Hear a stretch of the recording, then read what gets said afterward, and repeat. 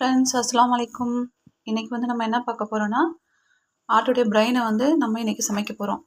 இது வந்து ஒரு கிரேவி மாதிரி, ஒரு சீக்கிரமாக குயிக்காக ஆகிற மாதிரி ஒரு கிரேவி மாதிரி நம்ம செய்ய போகிறோம். ஓகேங்களா? இது வந்து முதல்ல வந்து இதை மஞ்சத்தூள் போட்டு நல்லா கழுவி நான் வச்சுட்டேன். நெக்ஸ்ட் வந்து நம்ம அதுக்கு என்ன யூஸ் பண்ண போகிறோம் அப்படின்னு பார்த்தோன்னா, வெங்காயம் தக்காளி கொத்தமல்லி இதெல்லாம் வந்து நல்லா பொடிசாக நல்லா நறுக்கி இதெல்லாம் நல்லா க்ளீன் பண்ணி நல்லா நறுக்கி வச்சுருக்கேன். நெக்ஸ்ட் வந்து இஞ்சி பூண்டு இடித்து வச்சுருக்கேன். பட்டை கிராம்பு ஏலக்காய் கொஞ்சோண்டு சோம்பு இது எல்லாத்தையும் இதில் வச்சுருக்கேன். ஓகேங்களா? ஃபஸ்ட்டு வந்து நம்ம என்ன பண்ண போகிறோன்னா, மண்சட்டி வந்து அடுப்பில் வச்சுட்டேன். இந்த மண்சட்டி வந்து நான் எப்பயுமே யூஸ் பண்ணுறது தான். எல்லா நான்வெஜ் செஞ்சாலும் நான் மண்சட்டியில் தான் செய்வேன். மீன் குழம்பு மட்டும் செய்யணும்னு அவசியம் கிடையாது. எந்த மண்சட்டி வச்சாலும் நம்ம வந்து எந்த சமையல் பண்ணாலும் நம்ம மண்சட்டியை தான் யூஸ் பண்ணணும். ஓகேங்களா? அது நம்மளுடைய உடல் ஆரோக்கியத்துக்கு ரொம்ப நல்லதாக இருக்குது. இப்போ வந்து நல்லா தட்டி காஞ்சிடுச்சு. இப்போ அதை என்ன பண்ணணும், நம்ம வந்து ஆயில் ஊற்றிக்கலாம். ஆயில் வந்து கொஞ்சமாக ஊற்றிக்கலாம். ஓகேங்களா?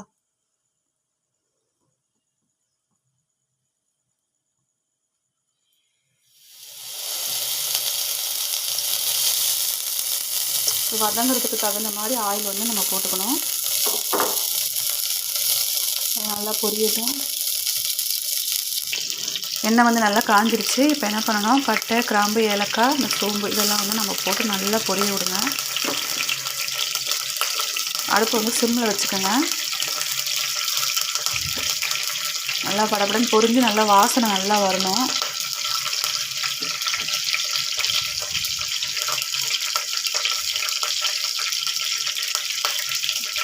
நான் எப்பயுமே அரைச்சி தான் செய்வேன். பட்டை கிராம்பு ஏலக்காய் பாசி எல்லாத்தையும் வச்சு அரைச்சி தான் செய்வேன். ஆனால் இன்றைக்கி வந்து சரி இடித்து செய்யலாம், டிஃப்ரெண்ட்டாக செய்யலான்ட்டு அதை நான் செய்கிறேன். ஓகேவா? நல்லா பொரிஞ்சிருச்சு. இப்போ வந்து இஞ்சி பூண்டு வந்து தட்டி வச்சுக்கிறது நம்ம போட போகிறோம். இதையும் நல்லா போட்டு நல்லா பச்சை வாசனை போகிற அளவுக்கு நல்லா வதக்குங்க.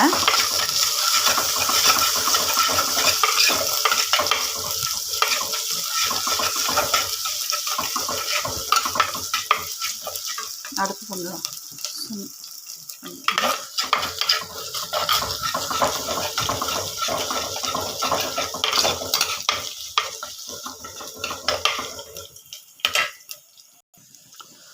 நல்லா வதங்கிருச்சு. இப்போ வந்து நம்ம கட் பண்ணி வச்சுக்கிற வெங்காயம் தக்காளியை நம்ம போட வேண்டியதான்.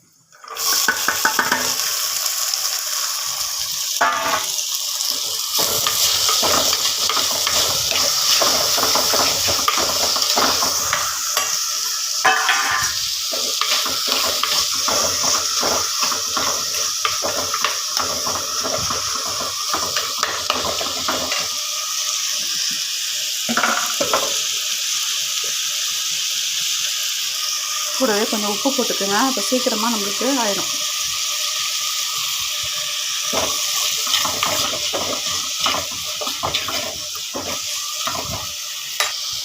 கொஞ்சம் மஞ்சள் பொடி போட்டுக்கோங்க.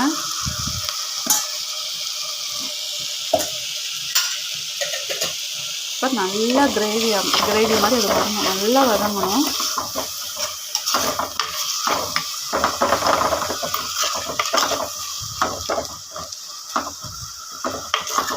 நல்லா நம்மளுக்கு வதங்கிச்சு நல்லா டேஸ்ட்டு நல்லாயிருக்கும். நல்லா டேஸ்ட்டாக வரும்.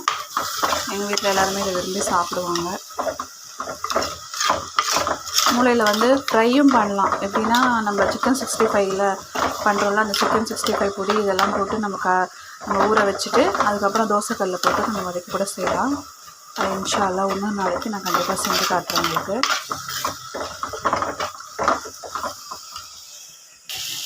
இந்த டைமில் வந்து கொஞ்சோண்டு கொரியாண்டர் பவுடர் போட்டுக்கோங்க. சும்மா கொஞ்சம். நெக்ஸ்ட்டு வந்து கொஞ்சோண்டு மிளகாத்தூள் போட்டுக்கோங்க. 1 டீஸ்பூன் போதும். ஏன்னா மிளகுத்தூள் தான் அதிகமாக அதில் நம்ம ஆட் பண்ணணும். அப்போ அது நல்லா டேஸ்ட்டாக இருக்கும். இல்லைனா எல்லா கிரேவி மாதிரியும் ஆகிடும், அது நல்லா இருக்காது. சும்மா கொஞ்சம் தான் போட்டு நல்லா வதக்கி விட்டுக்கோங்க.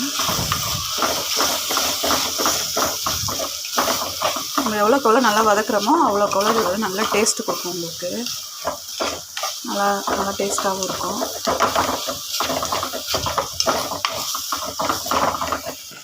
ஃப்ரெண்ட்ஸ் நல்லா வதங்கிடுச்சு. இப்போ நம்ம என்ன பண்ணணும், கொஞ்சம் மிளகு பெப்பர் வந்து கொஞ்சம் நிறையவே ஒரு 2 டீஸ்பூன் போட்டுக்கோங்க. சும்மா கொஞ்சமாக, அவ்வளோதான், கொஞ்சம் 2 டீஸ்பூன் போட்டு, ஏன்னா நீங்கள் மூளையை போட்டதுக்கப்புறம் நீங்கள் வதக்குனீங்கன்னா கொலன்னு ஆகிடும். அதுக்காக இது முன்னாடியே நீங்கள் போட்டு நல்லா வதக்கிட்டு நல்லா எல்லாமே ரெடி பண்ணி வச்சுட்டு மூளையை வந்து அப்படியே எடுத்து வச்சிடணும். ஏன்னா ஆல்ரெடி நான் கழுவும் போதே கொஞ்சம் கலங்கிடுச்சு, அந்த நரம்பெலாம் எடுக்கும்போது கொஞ்சம் அப்படியே கலங்கிடுச்சு. இன்னும் அதை வந்து கலங்காமல் எடுத்தோன்னா இன்னும் நல்லா பார்க்க நல்லாயிருக்கும். அதனால் கலங்கிடுச்சு. நீங்கள் வந்து என்ன பண்ணுங்கள், நல்லா இது எல்லாத்தையுமே போட்டுட்டு ஆல்ரெடி எல்லாமே போட்டு முடிச்சுட்டு அதுக்கப்புறம் வந்து நீங்கள் மூளையை அப்படியே வச்சு மூடி வச்சிங்கன்னா ரொம்ப சூப்பராக இருக்கும். இதில் கொஞ்சோண்டு தண்ணி ஊற்றிக்கலாம். ரொம்ப கெட்டியாக இருக்குது, மூளை வேகிறதுக்கு கொஞ்சம் தண்ணி வேணும் இல்லையா. அது 1 செகண்ட் 2 செகண்ட் 3 செகண்டில் வெந்துடும். ஏன்னா சாஃப்டானது தானே, உங்கள் முட்டை மாதிரி தானே அது. அப்போது நீங்கள் நல்லா வந்து இதை வந்து ஸ்மாஷ் பண்ணி விட்டுக்குங்க. இப்போ கிரேவி ரெடி ஆகிடுச்சு. இப்போ நீங்கள் என்ன பண்ணணுன்னா, அந்த மூளையை மெதுவாக எடுத்து ரொம்ப அழகாக இதில் வைக்கணும். ஓகேங்களா. ஏன்னா ஏற்கனவே கலங்கிடுச்சு, நல்லா முட்டை மாதிரி அழகாக இருக்கும். ஆனால் கொஞ்சம் க்ளீன் பண்ணும்போது கலங்கிடுச்சு. நம்மளுக்கு க்ளீனிங் தான் முக்கியம், டெக்கரேஷன்லாம் நெக்ஸ்ட்டு தான். ஓகேங்களா. இப்போது அதில் கொஞ்சம் முடி ஹேர் இதெல்லாம் இருக்கும், இந்த நரம்பு, இந்த ரத்தோட நரம்புலாம் இருக்கும், அதெல்லாம் எடுத்தால் தான் நம்மளுக்கு நல்லா பிடிக்கும். இல்லாட்டினா கவுச்சு நாற்றடிக்கும், நல்லா இருக்காது. ஒன்றும் இல்லை, அப்படியே கொஞ்சம் கொஞ்சமாக என்ன பண்ணுங்கள், அப்படியே கொஞ்சம் இதை அப்படியே மூடி விட்டுறலாம்.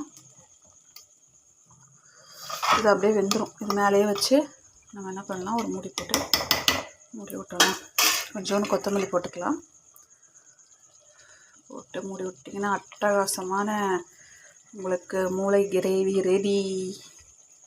இது வேகட்டும், இன்ஷால்லா கொஞ்சம் நேரம் கழிச்சு நம்ம பார்க்கலாம்.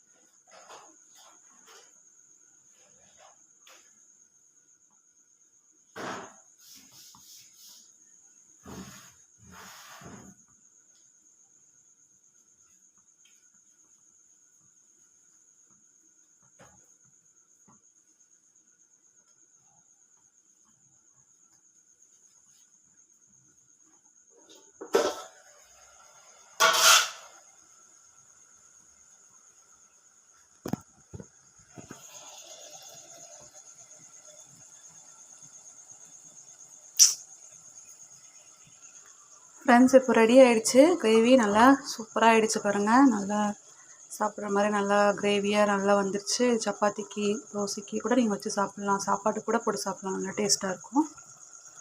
ஓகே ஃப்ரெண்ட்ஸ், லைக் பண்ணுங்கள், ஷேர் பண்ணுங்கள், கமெண்ட்ஸ் பண்ணுங்கள் ஃப்ரெண்ட்ஸ். ஓகேங்களா? அஸ்ஸலாமு அலைக்கும். ட்ரை பண்ணி பாருங்கள். கண்டிப்பாக நல்லா டேஸ்ட்டாக இருக்கும். பாய்.